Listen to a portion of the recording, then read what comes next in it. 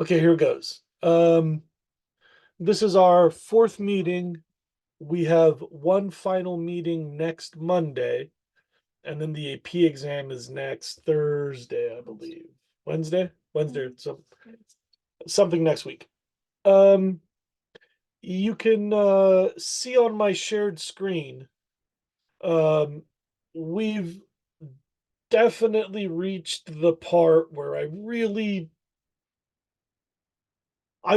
that students are trying to learn too much new information at this time.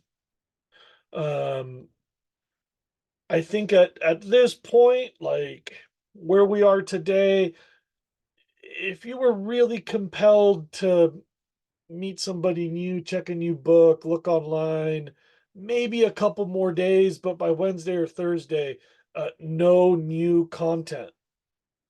What I really want you to start doing is look through as many free response questions as you can get your hands on.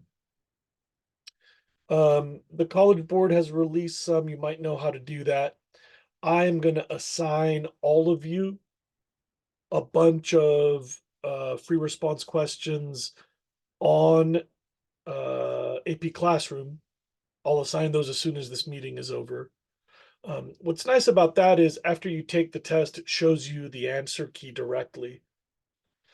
The alternative is you can go to my Unit 11 review section, and then right here, oh, sorry, no, that's not it. I lied. Right here is like the first 20 years worth of free response questions.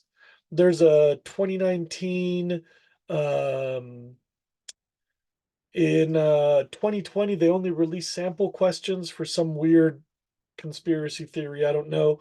Um, they had two different sets in 2021, two different sets in 2022, and I'll try to find them for next year, but you can also find them in AP Classroom. Anyway, I want you to take as many free response questions as you possibly can, and I want to be really specific about what you should do.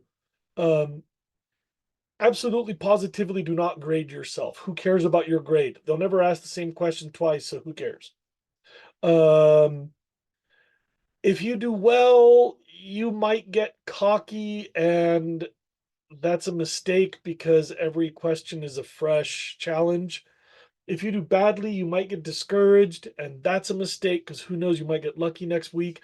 I really don't care about your grade when you do the practice FRQs. What I really want to know is if you can look at an FRQ and pick apart how many parts they want you to generate in your answer. Meaning, there's always a 10-point scale. They used to do 11 out of 10 a few times, but then they stopped doing that. So there's always a 10-point scale. I want to know if you can find the 10 parts of the question. So, what I'd like you to do is set a really minimal timer, maybe 2, 3 minutes per question. Read the whole thing and just create an outline of what your answer would look like. I'll give you an example.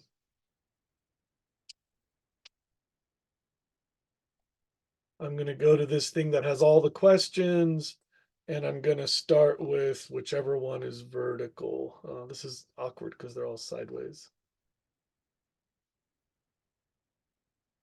Plus, we have somebody on a cell phone, so that's not going to be helpful. Let me see if some of these are vertical. Are they all? Hmm.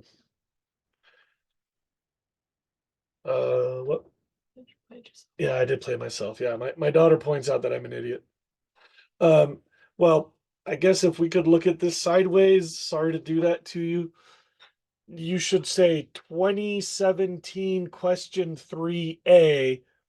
Describe two current social conditions that support the prediction that population growth will occur in least developed countries between now and 2050. So you would just say one social trend is less developed countries have declining mortality And another one is increasing international investment is encouraging development. If you didn't know those answers, that's fine. I don't care that you are assessing yourself. I want you to just get used to looking at the questions and outline some answers so that you practice picking apart the questions. Like, I've already accepted that some of you are not going to know a couple of things here and there, and all of you should accept that you're not going to know a few things here and there. As far as how much you can possibly learn, frankly, it's too close to the exam. We're not really going to learn new stuff. What really concerns me and what should concern you is even the best students will sometimes miss the point of the question. I don't know if it's happened to you yet, but it happens to very good students all the time that they'll say, "Oh crap, I didn't realize that's what the question was asking." So, what I want you to practice for a few days, maybe 2, 3 days, through as many free response questions as you can, is just making quick little outlines. Um, Technically, you have like 22 or 26 minutes per question to answer 10 sentences. If you had to write 10 sentences about something that you know, generating 10 sentences does not take 22 minutes. Generating 10 sentences, if I say describe dinner or tell me about Taylor Swift's private life or what are some things that you hate about your parents, I'll bet you that you can write 10 sentences in like 2 minutes. I mean, 5 minutes. Let's call it 5 minutes so that you make them nice. The reason that kids run out of time on the AP exam is they get stressed out. So they look at the question and they start writing, and then they look at the question and then they start writing, and then they look at what they just wrote and they go, and then they look at the question and they go, oh crap. And so then they like keep going and they get into this weird like narrative. And I've read thousands of free response answers, and I have to tell you, like, when you start to ramble, it's bad. It's really bad. On the other hand, if you could just invest, let's call it 3 minutes per question to look at the question and just outline an answer. You can write anywhere in the test book. You can use the question paper, and there's no penalty for that. So you could just outline an answer just to organize your thoughts before you start writing. Like if you're at a job interview and they ask you a really important question, you're going to take a minute, you're going to breathe, you're going to think, and then you're going to hit it. At least you should. I want everybody to start practicing that step on the free response questions. Am I making sense? I want you to like take a little breather to outline what you're going to say.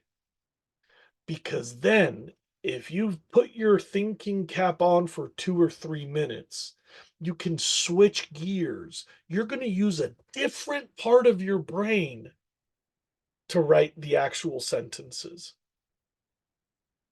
Like the assembling of the words into strings that you make the pen work on the paper is a different part of your brain than the part that was recalling the information. And when you try to go back and forth in the flow, you're going to start tripping over yourself. And that's how you become stressed out. And that's how you make really nonsensical answers.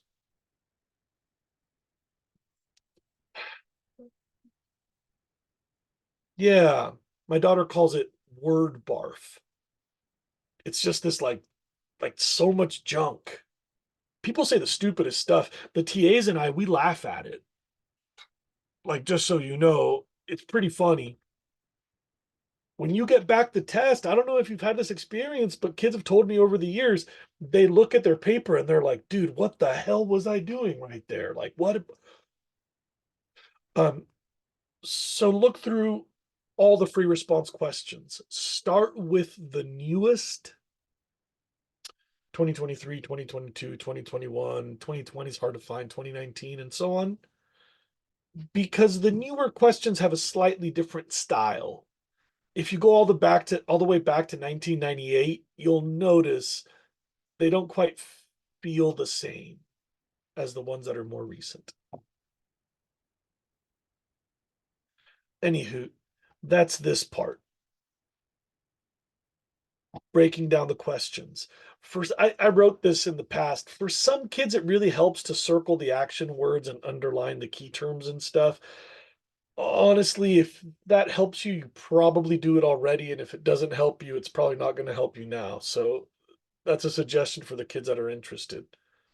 And it says no more than 1 minute per question, but I've come to realize that now that the questions are getting longer, you probably want to spend 2.5, 3 minutes per question to build your outline. You can have open notes if you want. Um, I don't really care if you knew the answer or not, just build the outline. In a couple of days, I want you to practice the experimental design questions. There's a Canvas review unit, and it has a main review packet. So something's broken with the permissions. Let me show you where this main review packet is. That contains the experimental design checklist. There's also just that document here. But when kids try to look at it, the access is broken. So if you don't have sharing privileges here, and by the way, everybody in the room can see that I'm sharing it universally with anyone who has the link. But for some reason, that's not working. So um, the other place that you can find that same information is in the main review packet here. I think it's like the 5th page or 7th page. It's always down and it's green. You can't miss it because it'll be the only green paper. Sorry, my stuff's not loading right now. I'm working on a pretty fossilized computer. Anywho, in this main review packet, there's an experimental design checklist. There's a few questions here. Those are the newest experimental design questions. But then there's a few old ones here. And those are all in my packet of questions in this packet here. Look at those questions. Use the experimental design checklist to generate your answers. I don't want you to memorize the checklist. I want you to use the checklist on existing questions. If I can find the 2022 and the 2023 experimental design questions, I'll modify this file. Feel free to communicate with me via email or text message.